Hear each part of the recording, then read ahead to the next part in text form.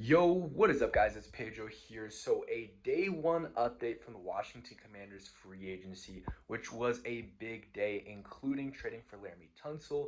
They also signed Jevon. They lost two somewhat key free agents in, Jeremy Chinn and then also Diami Brown. So, I'll talk about that in today's video. If you guys are new, make sure to subscribe. Doing all these videos from Madrid, Spain. So, try my hardest to get them out on time while also doing all the things I want to do in Spain. But the Commanders will start off with the Jeremy Chinn news, Diami Brown news, and then I'll talk about more in depth a little bit, or just, my thoughts a little bit longer after the Laremy Tunsil news and then Jevon Kinlaw news as well.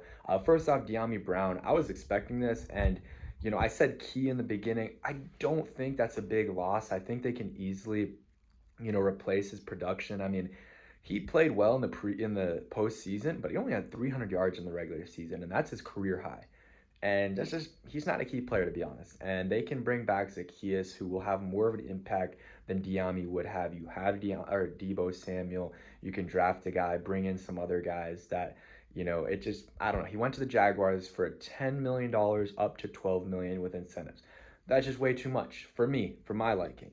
For me, and I know the cap's gone up. I probably would have paid like a max of $6 million, and I know that is a lot lower than what he got paid. But for me, that's just my take on Diami. Yes, he played well in the postseason, but 4 years and the most you've had is 300 yards in a season. For me, that's just a no go. Jeremy Chinn, 2 years, 16 million, a decent amount of money. He played well for the Commanders for the most part. The last part of the season, it wasn't great in the what's it called in the playoffs. The some of the run fits weren't great and his tackling angles weren't great, but he did what he had to do for the Commanders, and he gets paid 2 years, 16. That will go for a potential comp pick. I don't know exactly what it would be, but that'll be something for the Commanders for the comp picks next year. Depends on what signings they make that will cancel that out. Obviously, the Kinlaw one was big, and then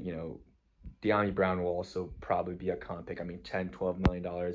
That's not a nothing burger. That's a decent amount of money. Once you get to the double digits, that's a decent amount of money. So Dyami Brown, he made some big plays in the postseason. So for that, forever be grateful for him for that. But besides that, was a disappointing player in Washington over his 4 years. Wasn't always used the best.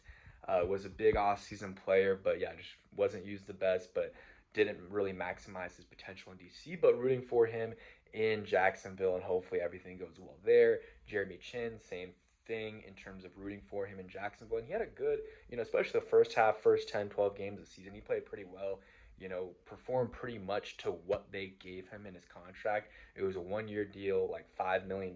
He played a little bit better than that. Got some picks, made some big hits. The tackling wasn't always there, but he played well. So shout out to Jeremy Chinn, and they have to find a replacement. Can that be Jevon Holland? We'll talk about some replacements. Jevon Holland is a guy that the Commanders are expected to be interested in. So watch out for him. In terms of other guys that the Commanders have re-signed, John Bates was yesterday. I think it was like a 3 year, $21 million deal, which is a lot for my liking. But again, the cap's also going up a lot. So it's really hard to see what these really look like also on day one without the full details of the trade. Tressway got signed for like 2.8, I believe, $1 million. So shout out to Tressway, getting some money, staying with the squad. And then besides that, Bobby Wagner, Zach Ertz, they're all back with the squad. There's still some free agents they could go after that are on the team still. Zane Gonzalez on the team. Jevon Holland's probably my number one target for the Commanders currently. I think, or he's one of them. Depends on the price. Depends on the price. After the Laremy Tunsil trade, I doubt they trade for Hendrickson, just too much money. But Laremy Tunsil's on a really good deal. He's making around 21 million a year, which is a lot, but for a franchise tackle, that's not much. Maybe they'll have to extend him and make that deal a little bit more money for Tunsil. But the deal ended up being a third this year, a seventh this year for Laremy Tunsil, and a fourth, those picks were all this year. And then next year, the Commanders will be giving them a second and a fourth round pick. So the fourth round picks kind of cancel out. We're basically giving them a second and a third round pick, and then the seventh, whatever. We have 3 this year, but getting a fourth round pick this year is valuable because you're able to get some more picks in that middle round, which we don't have. And I don't think Adam Peters really values this class because he gave up a third round pick for Lattimore, a fifth round pick for Debo, and now these picks for Tunsil.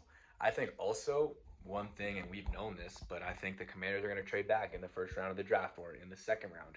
Whatever they can do, get some picks. So in the second round, or sorry, in the first round, even if you trade back from 29 to 31 and you get I don't know exactly what the comp would be, but you get a fifth round pick or whatever it is, a fourth round pick, that helps you get some more depth in this class. Or you trade back from the second, in the second round to, early third, which you don't have a third round pick this year. So that already kind of makes sense.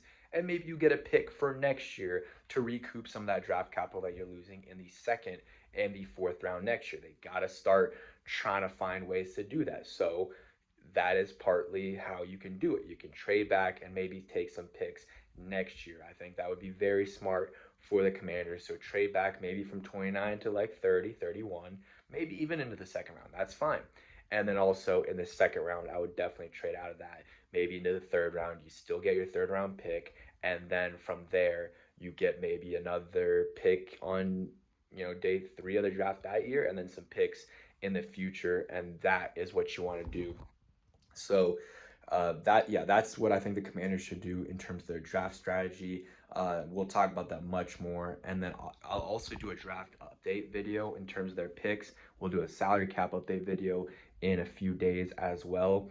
The Kinlaw stuff, after seeing all the news in terms of how much defensive linemen are paying, it's definitely gotten a little bit better. I still don't know if I love it because, of Allen, being here, and they just released him, and then Payne still being here, and you having Newton, who I do want to see, get PT. So him, Kinlaw being signed, obviously puts a, potential dent in that, but he's a talented guy, first round pick a few years ago. I'm trying to think, 2020, I believe, 2020 first round pick.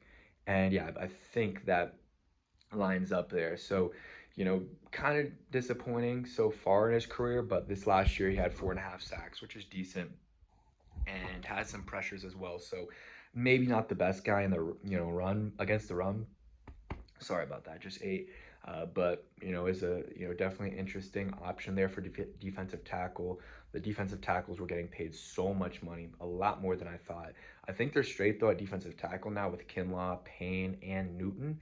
Maybe you can get a run stuffer in there, and then edge definitely needs an upgrade. I would like to get one, still in free agency, maybe in the draft, and maybe they can get one in the second wave of free agency. Trey Hendrickson, though, at this point, I don't think it's going to happen. It could, but they already gave up a lot of draft compensation for Tunsil. I think it's worth it, but they did give up some significant draft compensation. And, they gave up the compensation for Debo, for Lattimore. So I just don't see it happening. And then also all the cap space that's being, eaten up by that Debo move, by that, what's it called? By the Kinlaw move, and then the move that they made trading for Tunsil. So all those moves are going to, take away some cap space. But yeah, that's it for today's video. Hope you guys enjoyed. Hail to the Commanders. Comment down below who you want the Commanders to sign. Peace.